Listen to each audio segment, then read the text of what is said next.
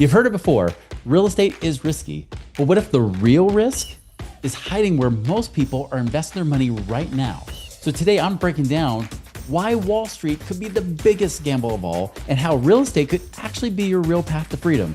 Tune in.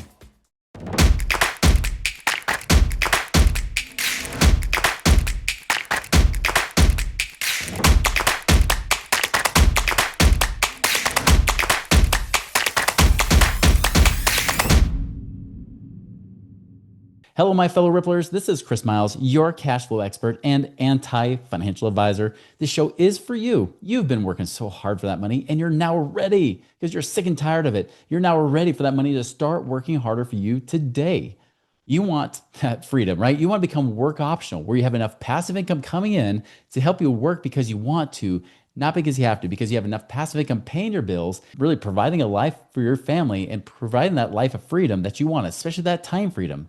But yet, you're not just here to only get rich. You're here to live a rich life. Because the wonderful thing is, when you're a good person, especially when you're a Rippler, as we talk about in this show here, when you're a Rippler, you want to take that money and use it for good. You know you can bless more lives because you have greater financial and time freedom to do so. And that is the ripple effect I'm here to create for you today. I appreciate you again tuning in, binging on these episodes. And yes, I really appreciate each of you who've been sharing this with others as well. In fact, I invite you, if you haven't done so, please share this with somebody else. Something where you say they need to hear this, please do so today. Worst case, leave us a review. Just say, hey, give us a shout out on Apple or Spotify. Unless you think we suck, then don't leave us a shout out. Just move on your merry way and do your own thing. But I'd love to be able to hear from you, what you really appreciate about this show. So please help us create a bigger ripple effect by blessing more lives. All right, so let's talk about, I hear it all the time, right? People, and it's not just me. I have so many clients who'll say when they mention that they're doing things with alternative investments, especially with real estate, the natural thing is people are going to say, well, that's risky. It's almost like if you remember A Christmas Story, you remember Ralphie with the Red Ryder BB gun, they're always like, you shoot your eye out, kid, right? That's what they keep saying over and over, and it drives them insane. And this kind of statement drives me insane as well because they're like, well, real estate's risky. You could lose a lot of money in real estate. And there's no doubt that there's truth to that. There's risk in anything that you do. But what if the bigger risk is what the majority of Americans are doing right now, where they're putting their money in Wall Street, in the mutual funds, and those investments? I'll tell you, I had somebody on our channel here months ago that said S&P 500 is the most diverse, safest investment you could possibly do. And my mind was like freaking out, right? Like I had to do a lot to compose myself because I'm like, what world is this guy on but that believes that the stock market is the safest way to go? Unless, of course, if you didn't listen to my last episode, believing that the only thing to invest in are stocks, right? And if that's the case, S&P definitely looks safer than just buying, a single company in like Tesla or something like that, or Nvidia or whatever it might be. So let's talk about today, like what is really risky? Well, let's use history, right? Let's use proof, okay? Because many people talk about real estate not being risky. There are people in my field that will talk about that. We're the few, the proud, the real estate investors. I don't know what to call us. But, we are those alternative investments that we do and we love them. But on the other side, Wall Street, they're constantly telling you, hey, this is the place to put your money. But is that really the safest or best place to do it? Right now, granted, we talk about returns. We've already talked about returns before. There's no doubt the S&P 500 for the last 30 years has averaged 8.4%. That's been the average of the S&P. Guys, that's not as impressive as most people proclaim it to be. Most people say it's at least 10, 10.5, 11%. Small caps, they'll say there's like 12+% in small cap areas, right? But again, people are investing in those anyways. And so we're always told these massive returns, but then the stock market doesn't really do that. Real estate, I used to teach people, like I mentioned in the last podcast, that I would tell people, well, it barely outpaces inflation. It's like 4% a year. That's ridiculous. Now understanding there's multiple returns in real estate that aren't there. But again, I want to go back to where's the risk, right? Which one is safer before I talk about which one leads to freedom. Now I'm going to share a few different charts here with you guys here. And just so you know, you can find these charts on your own, of course. These are not private charts that I've created. They're out there, of course. So let me share with you first this real estate chart here. All right, now understand this. Like When they talk about the historic median home value for the United States, this is a really tough one because there are different markets. There's some markets that go crazy, like California. There's other markets that are boring, like in the Midwest.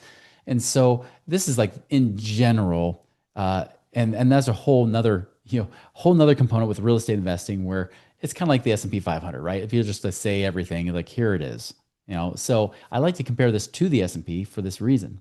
Now, what I love about this chart is the dark gray areas you'll see here. This is from like 1953 onward. So we're really looking at 70 plus years. Every little dark gray area you see here, those little vertical lines going through, those dark gray areas represent recessions. So we actually had a recession in those areas. Now, I'm going to have you ignore, even though the stupid box is in the way, I'm going to have you ignore the green line. That's the quote unquote inflation adjusted, thing. Because I'm looking at the SP 500, it doesn't have that same factor. I'm ignoring that. I'm just looking at what are the values doing. So in these recessions, what happened to real estate? Because we've got, even if we go from 1970, we've got one, two, three, four, five, six, seven, and I hardly count 2020. You could count 2020 as eight, maybe, but I'm going to say seven recessions, right? And so let's talk about that. Now I'll tell you, like even through the 1950s, pre the 1970s recession, the 60s were pretty much, other than 1960, was pretty free and clear of a quote unquote recession. But then you hit the 70s and we had all kinds of recessions throughout the 70s and going into the early 80s.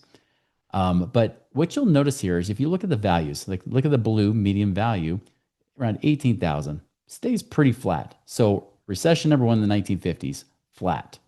Recession number two. Now this one in 1957, you'll actually notice it goes down. Let's see. Well, no, actually it was up. If you go from I'm going from like the beginning of that recession. So it was around 18,899.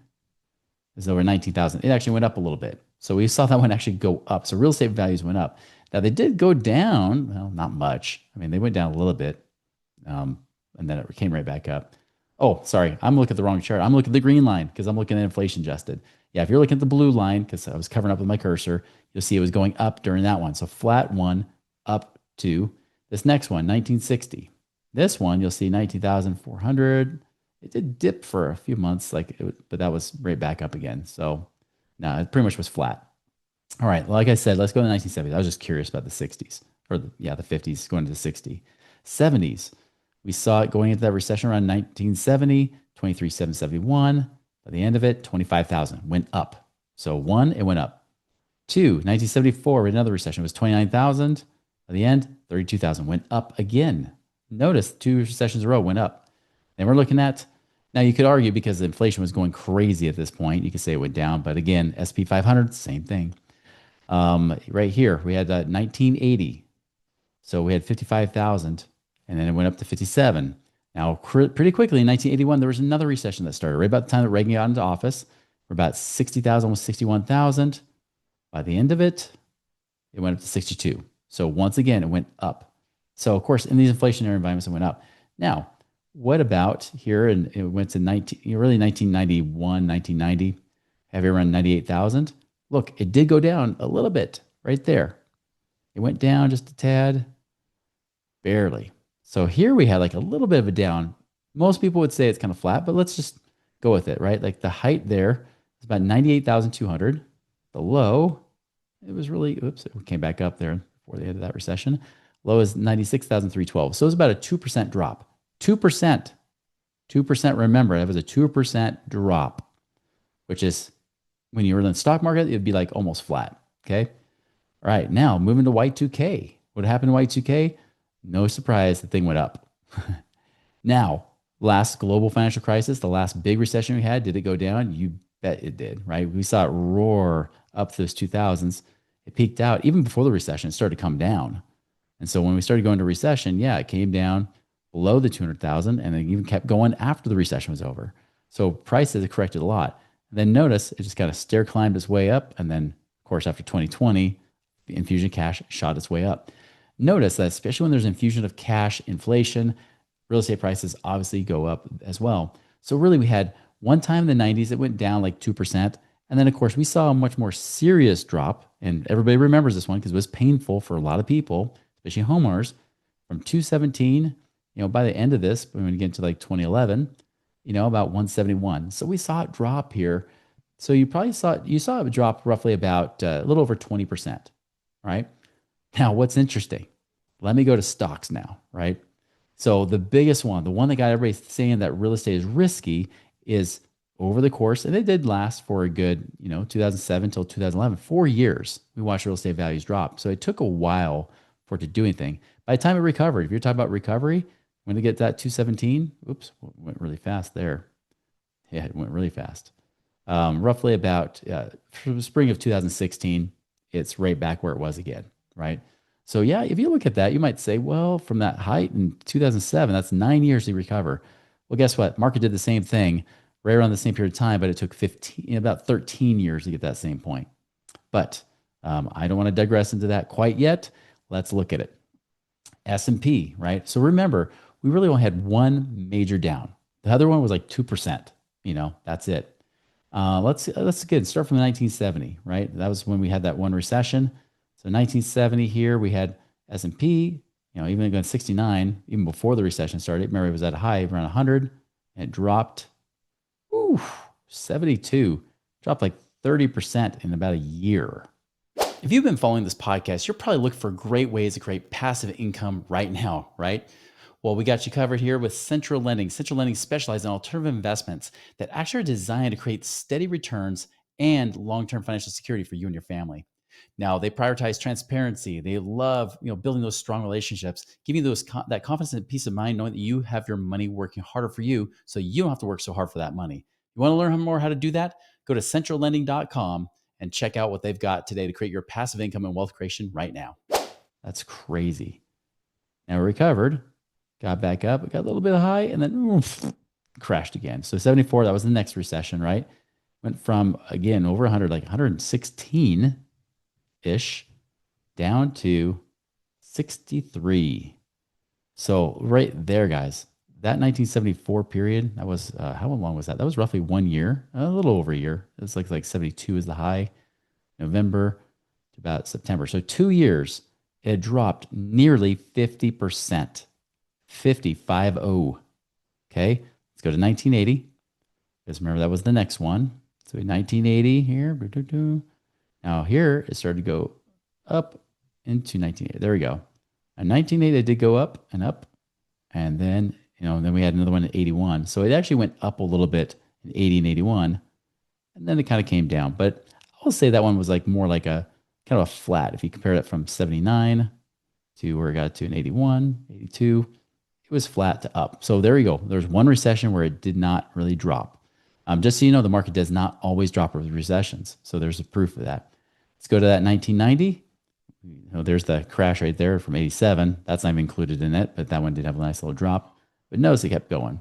But look at 1990 here, around 350-ish, right?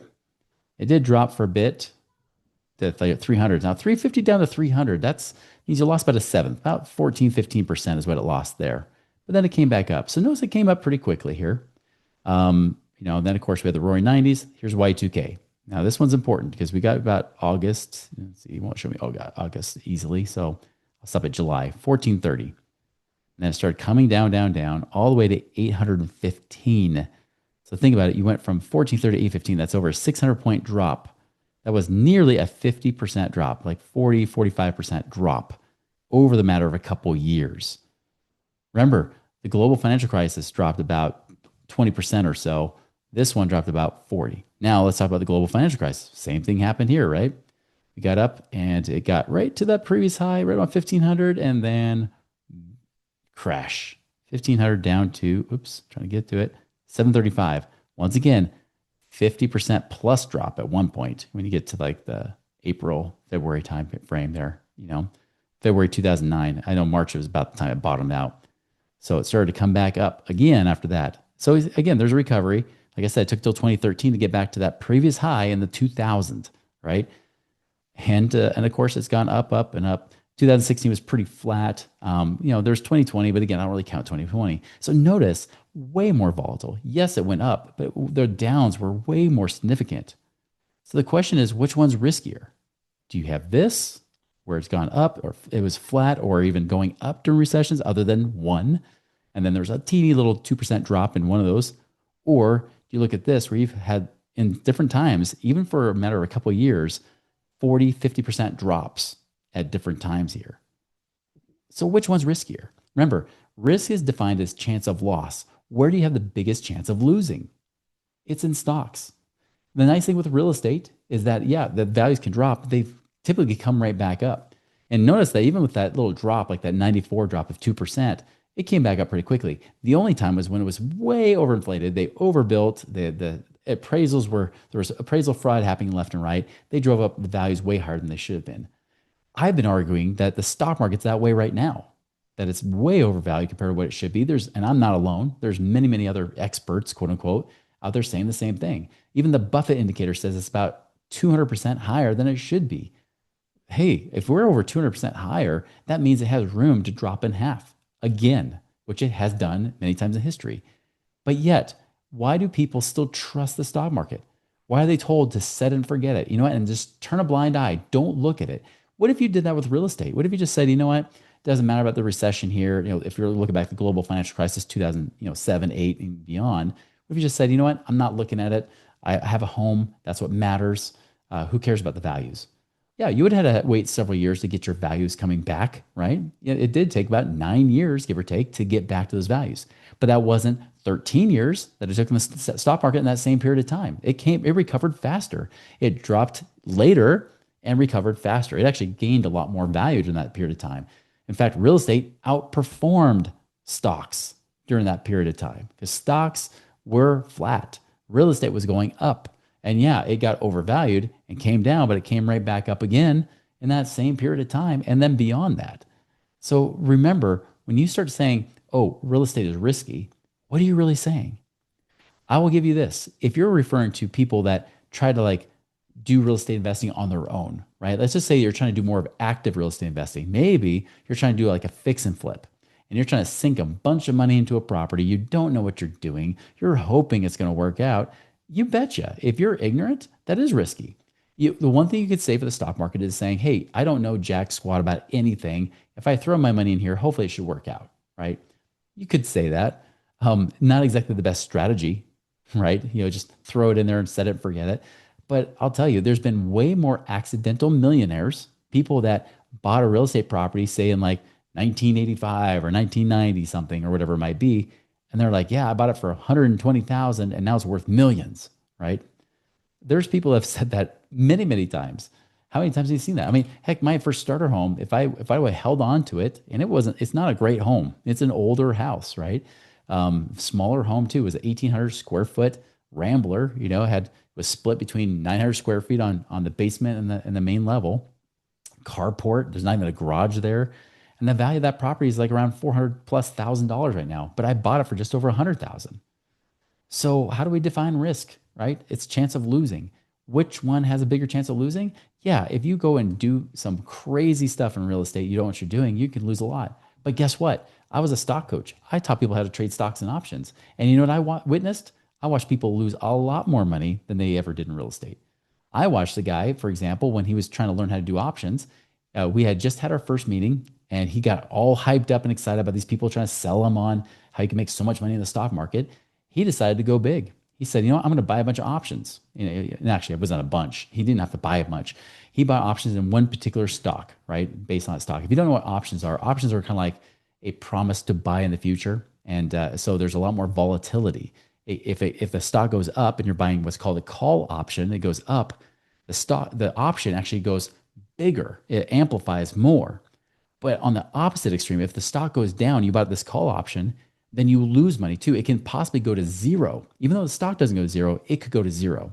And vice versa on the put option. Put option, you bet on the stock going down, right? So if the stock goes down, great, you made huge amounts of money, way more than you did trying to short sell, where you sold it, sold at that one price in the beginning, and then bought it at a later date. Yes, you can short sell, and you can sell first and buy later for that full transaction. So same thing with put options, same type of direction. You betting on it going down, but if it goes up, you can lose all your money. This guy lost 90% of his money in 1 week. And in fact, I don't think it took a full week. It was like maybe a matter of days. So just understand, You could still do the same thing if you're trying to be an active trader, just like you're trying to be an active real estate investor. What about being a passive real estate investor? Could you do better? Yes, you absolutely can. And yes, you can be hands off and do stuff. Could you still lose money? Yes, you can. Is there a risk? Yes, there is. However, I will tell you this, even if, again, if you just bought and owned a property, you have a much better chance of preserving the cash that you have versus gambling it in the stock market. Yes, over time, the stock market goes up. That's true. Over time, real estate goes up. That's also true. If you want to make sure you're preserving it, you don't have to say, "Ooh, I got to hold on a little bit longer." You're in it for the long haul. You don't have to say that very often with real estate. Very rarely, as you saw in 70 plus years, one time. One time you're like, I got to hold because values really dropped. How often do you have to say that with stocks? As you saw, multiple times in multiple recessions. Happens all the time. So don't give me this crap that you say that stocks are better, mutual funds are safe, the S&P 500 is safe, and real estate is risky. Real estate is risky only if you're completely ignorant and you're trying to do something where you're trying to swing for the fences, you're trying to go big. But there are a lot of strategies you can use to get potentially double digit or more returns on your money in real estate, even year to year. That's the kind of stuff that we teach about all the time here. Again, I'm just focusing on trying to expand your mind to say what is risky, what's not. What just because something's popular does not mean it's not risky. Just because a lot of people are doing it doesn't mean it's not risky. In fact, the vast majority of Americans believe high risk creates high returns, and that's why they lose so much money because they're gambling, believing that very lie, which, by the way, is the next myth I'm going to address.